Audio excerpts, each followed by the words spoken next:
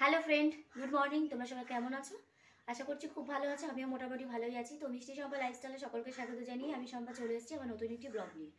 তো বেশ কিছুদিন সেরকমভাবে ব্লগ দেওয়া হয়নি, কারণ প্রচুর কাজের প্রেশার চলছে। তারপরে শীতের বেলা সকাল সকাল ঘুম থেকে উঠে সমস্ত কাজকর্ম করতে করতে না ঠিকভাবে ব্লগটা করা হয় না, কারণ শীতকালে ব্লগ বানানো ভীষণই কঠিন। মানে কি বলবো, প্রচুর কাজের চাপ থাকে। তারপরে কি বলো তো, তাড়াতাড়ি করে টাইমগুলো চলে যায়, কীভাবে চলে যায় বুঝতেও পারা যায় না।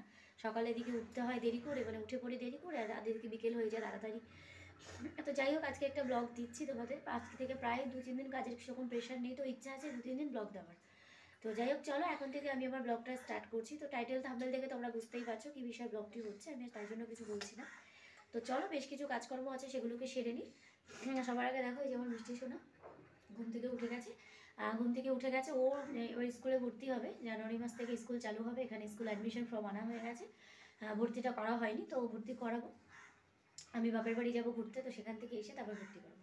তো যাই হোক, চলো দেখতে থাকো, ভিডিওকে স্কিপ করো না, আশা করি ভালো লাগবে। তো যাই হোক, আমার মেয়ে এখন ঘুম থেকে উঠে গেছে, তো এখন ওকে দুধটা খাওয়াবো, তো সেই জন্য দুধটা একটু রেডি করছি।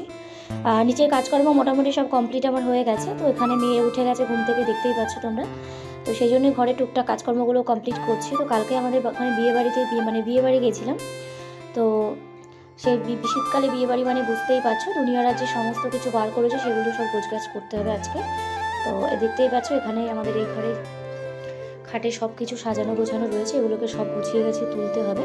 সোয়েটার, আমার নিজস্ব সোয়েটার, জ্যাকেট, যাই যাই আছে সবই।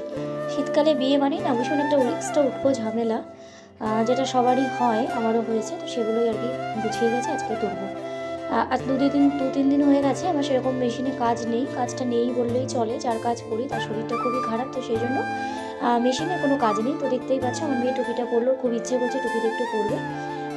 তো বন্ধুদেরকে দেখাবে, সেই জন্য টুপিটা পরে একটু নাচ করলো এখানে, তোমরা তো দেখতেই পেলে।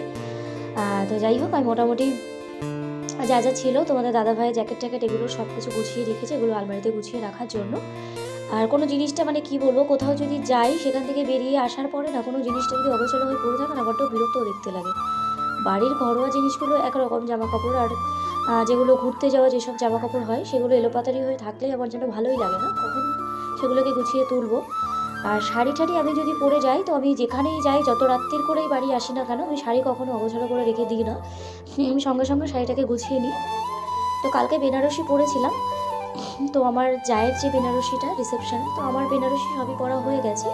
তো আমার জায়ের রিসেপশনের বেনারসিটা আমি কালকে পরেছিলাম। তো ভিডিও করতে পারিনি, কারণ বিয়েবাড়ি যে কোনো ভিডিও দিলে না, আমি যেভাবেই ভিডিও করি না কেন আমাকে কপিরাইট দিয়ে দেয়। তো এর আগেও করেছি, তো বেকার বেকার করে কোনো লাভ হয় না বলে আমি আর এখন করি না। যাই হোক, ছবি টবি তুলেছি, এমনি ফেসবুকে রিল টিল করেছি কালকে, ইউটিউবে কোনো ভিডিও দিইনি। আমাদের বলছি, মানে আমার সমস্ত কাজকর্ম সকাল থেকে কমপ্লিট হয়ে গেছে, আমাদের খাবার দাবার খাওয়াও হয়ে গেছে। মোটামুটি সব কিছু গোছগাছ করে নিয়েছি। মানে কোথাও যাওয়া মানে তো কি বলবো, বিয়েবাড়ি শীতকালে বাঁধা মানেই মানে কি বলবো, এক গাদা বোঝাই, মানে গোছাতে গোছাতে অনেক সময় লেগে যায়। ঠিক আছে, খেলবো। তো যাই হোক, চলো আজকের মতো ভিডিওটা আমি এখানেই শেষ করছি। আমার ভিডিও যদি ভালো লেগে থাকে তো প্লিজ লাইক কমেন্ট শেয়ার করে দিও।